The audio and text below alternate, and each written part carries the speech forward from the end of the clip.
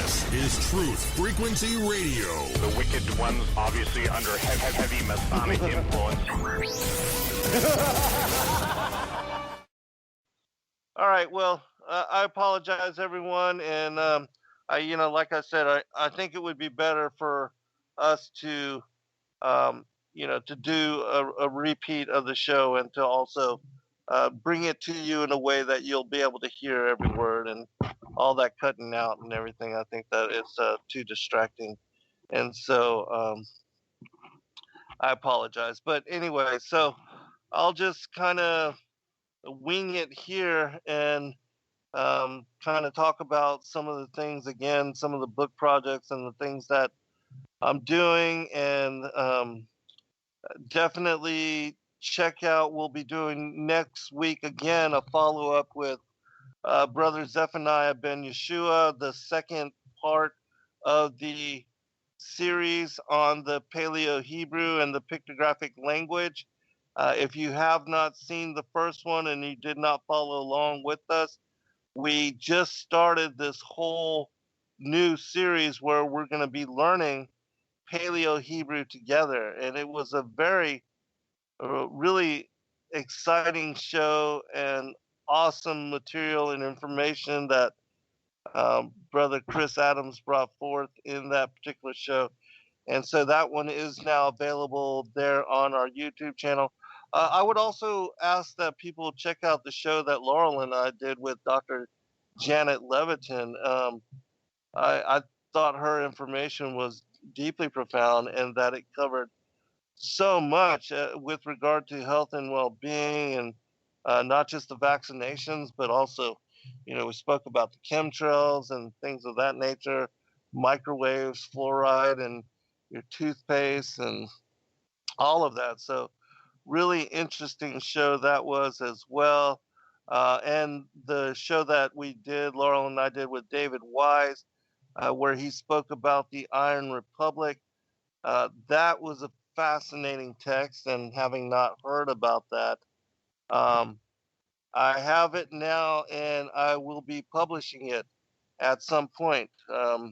We will be publishing it, and if there's a particular book or a particular text that you are interested in that you would like for us to possibly work on, you're welcome to send us suggestions. Just contact Carol at sacredwordpublishing.net, and we would be glad to, look at it, examine it, and see if it's a worthwhile project for us to get into.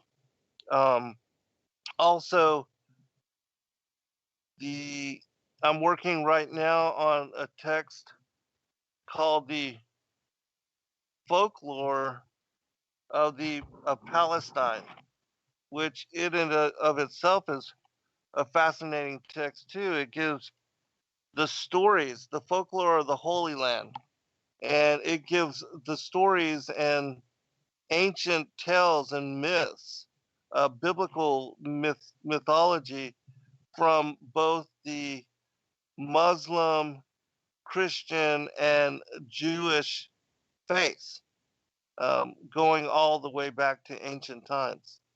And so it's interesting to see what, some of these tales and some of the things that are brought up in those particular books. Because, a lot of cultures have different stories, or, like the life of Adam and Eve. There's a Hebrew life of Adam and Eve, a Latin,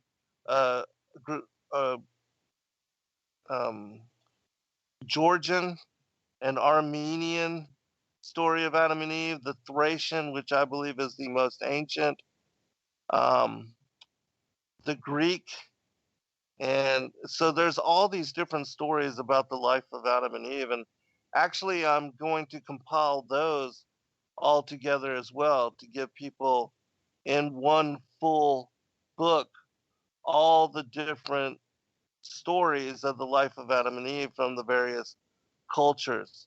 And so I think that particular text is going to be absolutely fascinating and one that will bless you to better understand the transition that Adam and Eve underwent when they were cast out from paradise and exiled here to the earth. And also, I'm going to share the fullness of the story of what is the fall and then the later elevation, because this is one of the aspects of the Nag Hammadi codices which most people don't understand, and they think it is contradictory to what is conveyed with the story of the fall in Genesis 3, the temptation, the deception, the beguilement of Adam and Eve, and the impregnation with Cain, and they're being cast out of paradise and then clothed in human mortality. That is a different story from that which is spoken about in the Nag Hammadi codices. That story is when they are transformed, and you will, if you read very closely, you will see that the story of the fall occurs on the sixth day, and then it is after the Sabbath rest that Adam and Eve are then exiled, and they're banished here to the earth, and then their bodies are transformed to flesh on what is the eighth day. And then they find themselves living here on the earth amongst the devils and the demons. And so the stories of the creators and the archons and Yaldabaoth spoken of in the Nag Hammadi codices, that was after they were already cast out of the heavens and they found themselves banished here to the earth. And so that, and then it portrays how they were elevated in wisdom and knowledge, because for all of us, when we are cast out of the heavens, when we lose our first estate, our pre-existent being, we are incarnate into flesh, we all drink from the cup of forgetfulness, as is portrayed in the story, the Chronicles of Jeremiah, the formation of the child, or in the Aunt Naomi, the 4,000 years of Jewish folklore.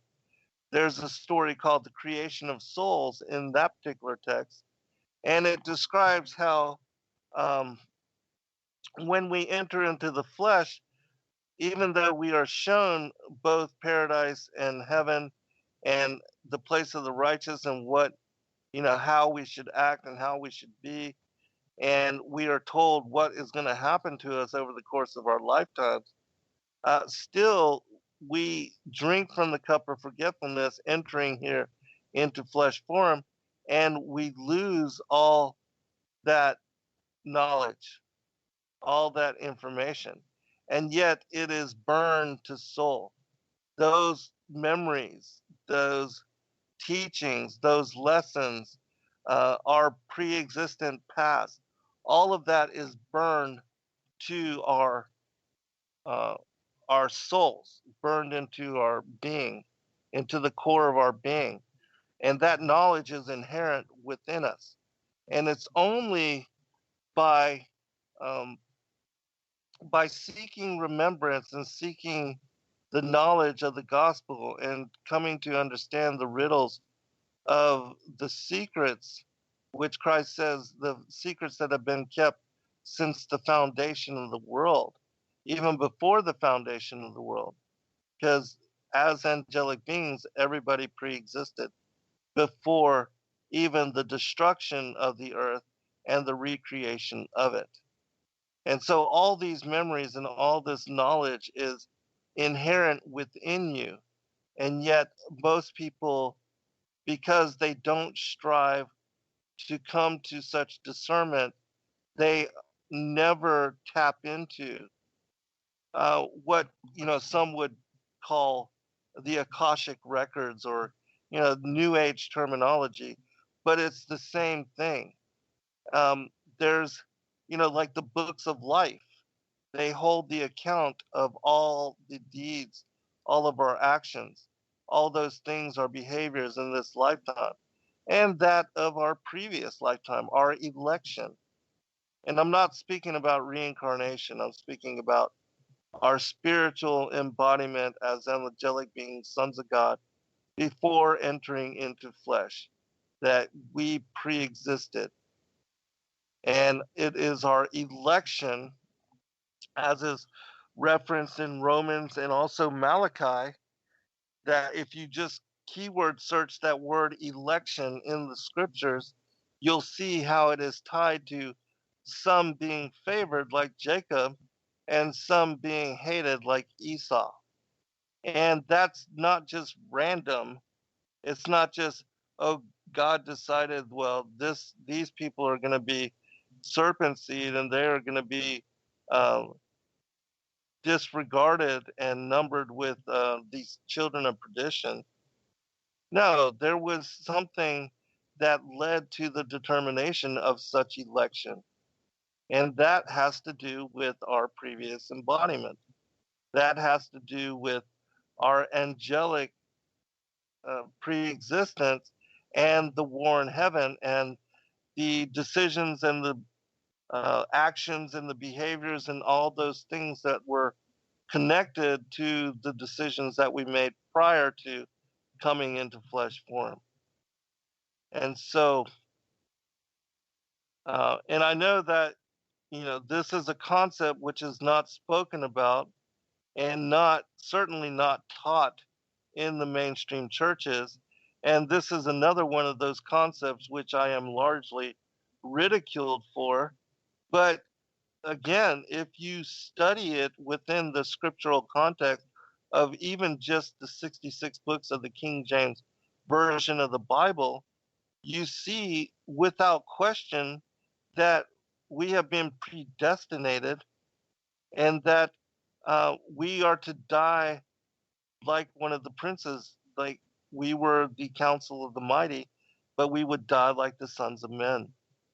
So the sentence of death, which was levied upon Satan and the fallen angels and also Adam and Eve, is also levied upon all of us as the children of humanity. And it also specifies specifically that Christ knew us before the foundation. And so this is a little self. All right, we'll be right back, everyone.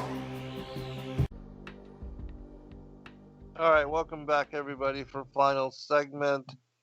And so I'm just going to be speaking about, some various topics, some different things, because I didn't really have anything planned. But there's also a book called As It Comes to Pass. And it's a folklore, Jewish mythology, Hebraic mythology, mystery book about the life of David and Solomon. And it's the stories that are connected to the reigns and the lives that they had and the relationship that they shared. And in that particular book, you can find it on Amazon, I believe, still relatively easy. The hardback editions are becoming extra scarce, but you should be able to find this particular book, and I do recommend that people read it. And let me confirm really quickly as to because I don't want to be telling you, and so let me just check to be. Yes, it is. And it came to pass, the legends and stories about King David and King Solomon. And you can find it available on Amazon for $10.99. It's by Chaim Naaman Bialik and Howard Simon. And let me see. It doesn't give you the contents.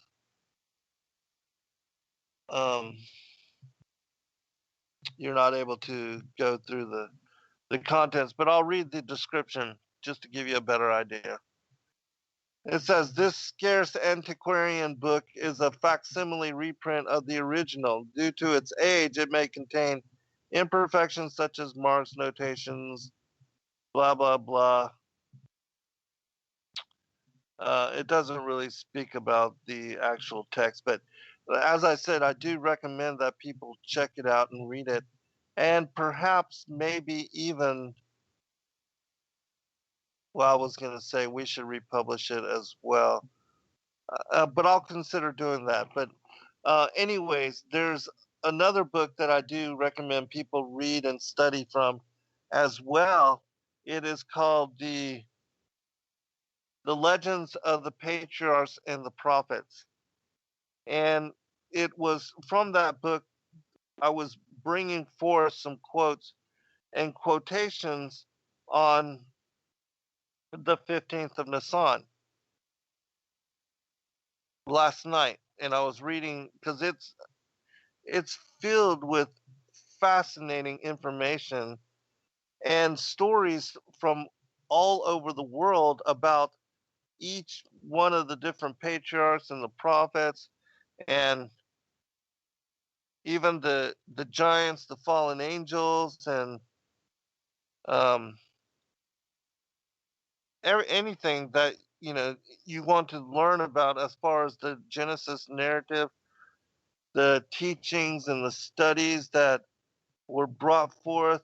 It gives you great insight and introspection into all of that information, into all of that knowledge, sort of like the Targum. In studying the Targum, you read and you get greater insight into what seems to be ambiguous in some of the biblical stories. And so, anyways, I'll share with you just a little bit because it's also in this text that it speaks about and verifies that the war in heaven and the fallen angels being cast out occurred on the second day. And so, that's another interesting concept which is only found alluded to in one place, and that's second Enoch, chapter 29 and 30, where it speaks about the fallen ones, Lucifer and the order of angels underneath him being cast out on the second day. And so I'll share just a little bit with you to give you a little bit more understanding, just to pique your interest a little bit. On the fall of the angels and the war in heaven, it says this: in the beginning, before the creation of heaven and earth, God made the angels, and that we were part of all that. Everybody was part of all that. All that everybody that is in this incarnated into being now, we were first angelic beings, and all of us were formed on the first day. All the souls of all the creatures, all the souls of even the elements, the luminaries, the earth, Gaia, everything, all of because everything is also conscious and alive and is indwelt by the Spirit of the Most High God. And so, anyways, we were all created on the first day. So, in the beginning, before the creation of heaven and earth, God made the angels free intelligences and free wills. Out of his love, he made them that they might be eternally happy. And that their happiness might be complete, he gave them the perfection of a created nature. That is, he gave them freedom. But happiness is only attained by the free will agreeing in its freedom to accord with the will of God. Some of the angels, by an act of free will, obeyed the will of God, and in such obedience found perfect happiness. Other angels, by an act of free will, rebelled against the will of God, and in such disobedience found misery. And so you know, everything was created perfect too. And there was no evil until Lucifer, there was iniquity found within him when he was jealous of the Christ, of the Son, and his stature and position. And that's when he decided to rebel and to try to overthrow Christ when he was given dominion. All right, continuing. Historically, it is represented as a war in heaven, and there was war in heaven. Michael and his angels fought against the dragon, and the dragon fought and his angels and prevailed not, neither was their place found any more in heaven. And the great dragon was cast out, that old serpent, called the devil and Satan, which deceiveth the whole world. He was cast out into the earth, and his angels were cast out with him. And so we see on the second day that the rebel angels were cast down here to the earth, and that they were flying over the bottomless, as it says in uh,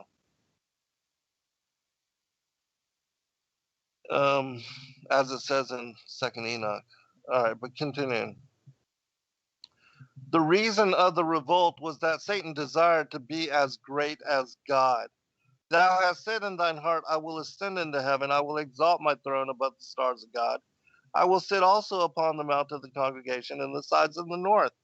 I will ascend above the heights of the clouds, and I will be like the Most High. But God says, but I will cast thee down to the pit of hell. The war ended in the fall of Satan and those whom he had led into apostasy. And to this fall are referred the words of Christ, I saw Satan like lightning fall from heaven. Fabricius, in his collections of the apocryphal writings of the Old Testament, has preserved some of the triumph which the archangel Michael sang on attaining the victory. This in a portion of it. Glory to our God, praise to his holy name. He is our God, glory to be to him. He is our Lord. He is, to him be the triumph. He has stretched forth his right hand. He has manifested his power. He has cast down our adversaries. They are mad who resist him. They are accursed who depart from his commandments. He knoweth all things and cannot err. His will is sovereignty, just, and all that he wills is good. All that he advises is holy.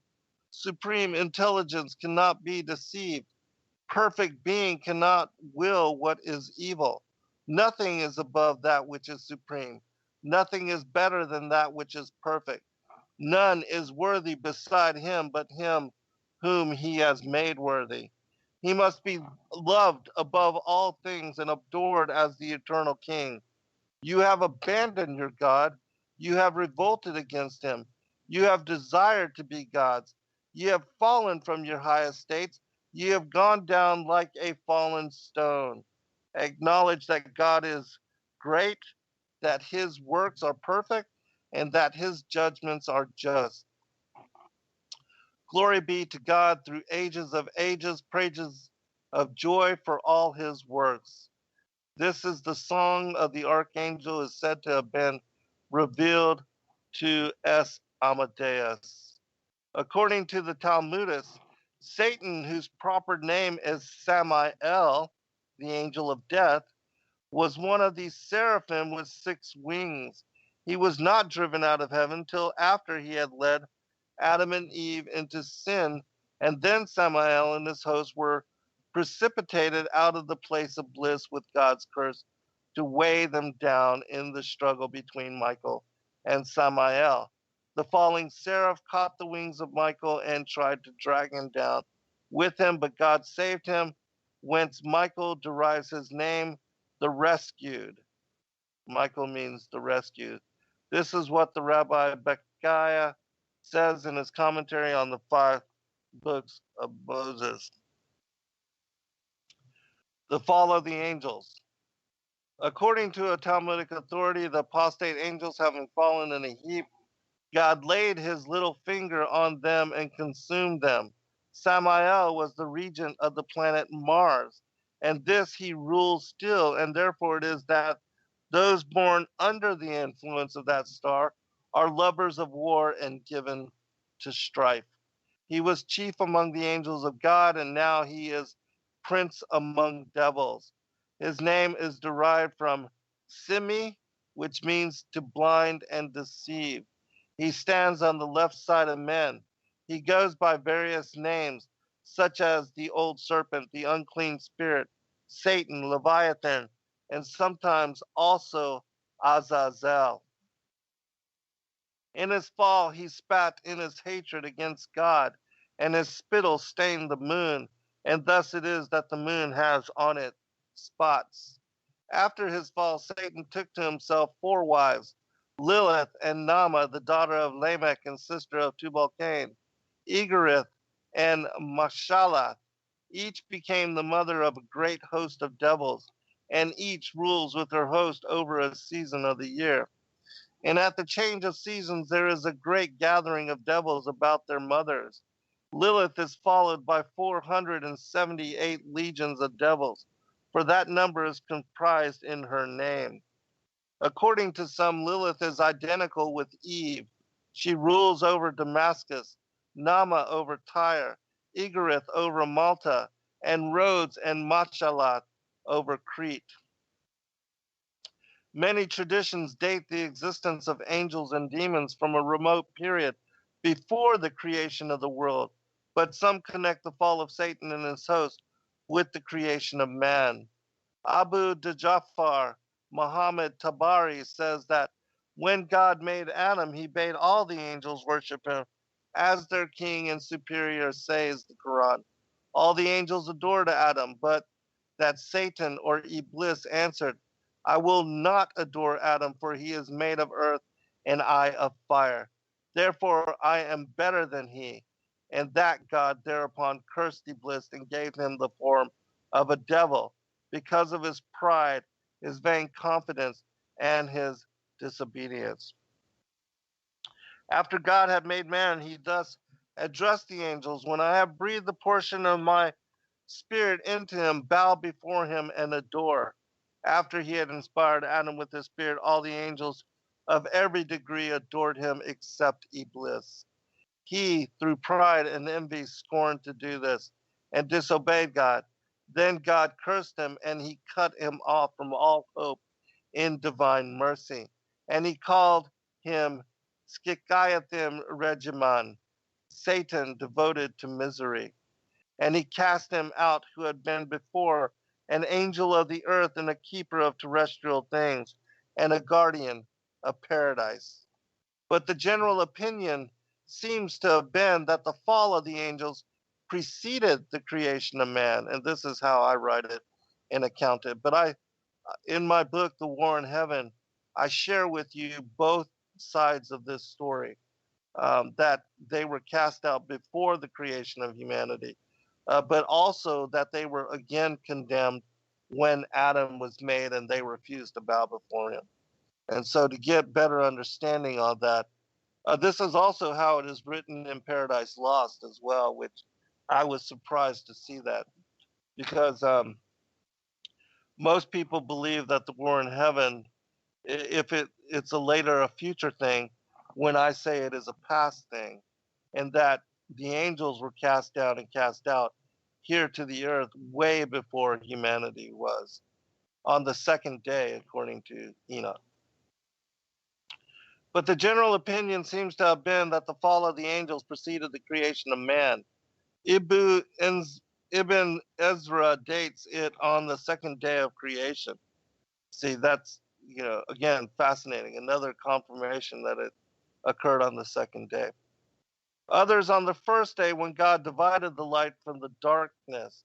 Manasseh ben Israel, well, I actually speak about that as well, that the separation of the forces of light and darkness occurred on the first day, and that the war in heaven continued through the second day, and that they were cast down and cast out on the second day. Manasseh ben Israel says that God has placed the devils in the clouds, that they might torment the wicked with thunder and lightnings and showers of hail and tempests of wind and that this took place on the second day when the firmaments were divided. It's also my opinion, as I speculate, that the firmament was put into place in order to secure the devils and to imprison them into this time space dimensionality. As the fall of Satan took place through his aspiration to be God, so it is closely connected with the origin of idolatry and false worship. For now that Satan is cast out of heaven, he still seeks to exalt himself into the place of God, and therefore leads men from the worship of the true God into idolatry. Thus, the gods of the heathens were regarded by the first Christians as devils, aspiring to receive the worship from men on earth, which they sought and failed to obtain in heaven. Thus, St. Paul tells the Corinthians that the Gentiles sacrifice to devils. The temptation of Christ can only be fully understood when we bear in mind that pride and craving for worship is the prime source of Satan's actions. It says, all me's will I give thee. All these will I give thee, he said to Christ, if thou wilt fall down and worship me. It was the second attempt of Satan to set himself above the Most High. Among the heathen, traditions of the angelic apostasy and war have remained. An Indian story goes as follows. At the head of the apostate spirits is Mahisar, Mahisasura, or the great Asur. He and those who followed him were once good, but before the creation of the world, they refused obedience to Brahma. Wherefore they were cast down by the assistance of Skiva into the abyss of Andhra.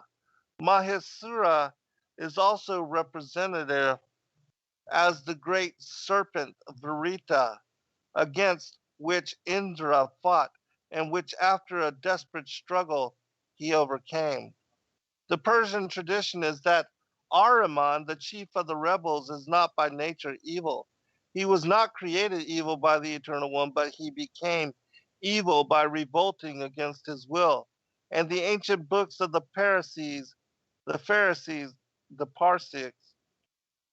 Parsis, assert that at the last clay, Ahriman will return to obedience, and having been purified by fire, will regain the place among the heavenly beings which he lost.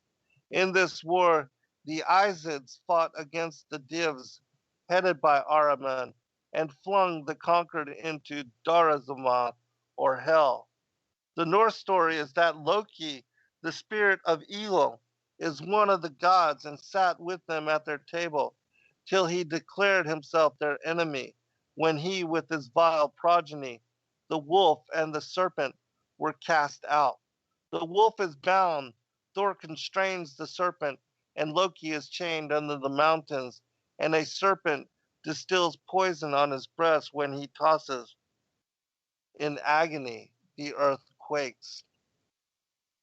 In Egypt, Typhon was brother of Osiris, but he revolted against him. Maximus of Tyre and Apollonius of Rhodes, following Orpheus, speak of the war of the gods against the angels who rebelled under the chief Ophion, or the serpent. And Pharisees, according to Origen, sang of this event as having taken place in prehistoric times, so that the knowledge of it could only have reached man by revelation.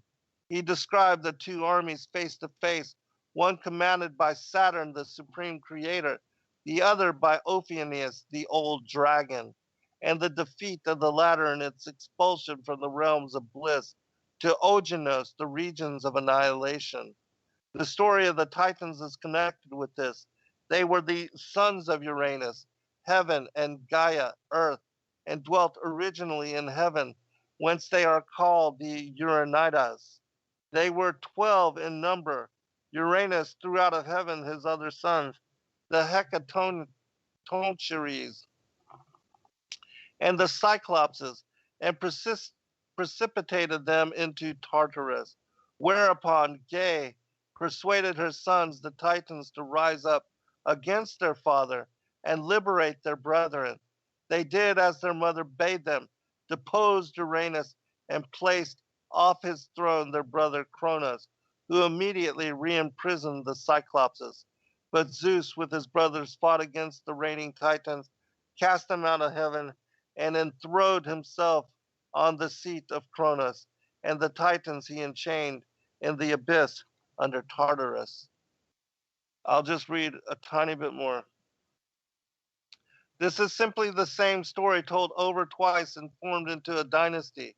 Kronos, Titan, is the same as the Arabic Shaitan, the Earth's Titan, the time god, and the biblical Satan or Lucifer, the son of the morning. Amongst the Baltas or the Sumatra exists a myth to this effect.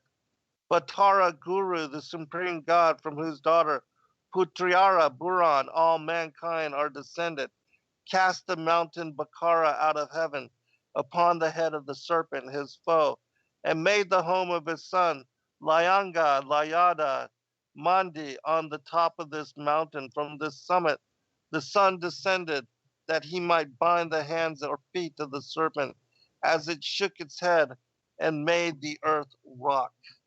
Connected with the fall of Satan is his lameness. The devil is represented in art and legend as limping on one foot. This was occasioned by his having broken his leg in his fall. Hephaestus, who pursued Athene and attempted to outrage divine wisdom, was precipitated from heaven into the fire island Lemnos and was lamed thereby. Hermes cut the hamstring out of Typhon, therewith to string his lyre. The Norse god Loki lusted after Freya and was lamed thereof.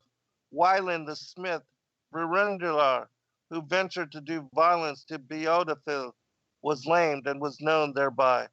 Phaeton, daring to drive his father's chariot of the sun, was cast out and thrown to earth. All right, I'm going to stop there because I know I'm running out of time. But as you can see, there are so many fascinating stories, so many fascinating tales, that when you read them, in my opinion, you will gain better understanding, better insight into the biblical narrative and how it ties together with the mythologies around the world. God bless all. Good night. We'll pick it up next week. Shalom all.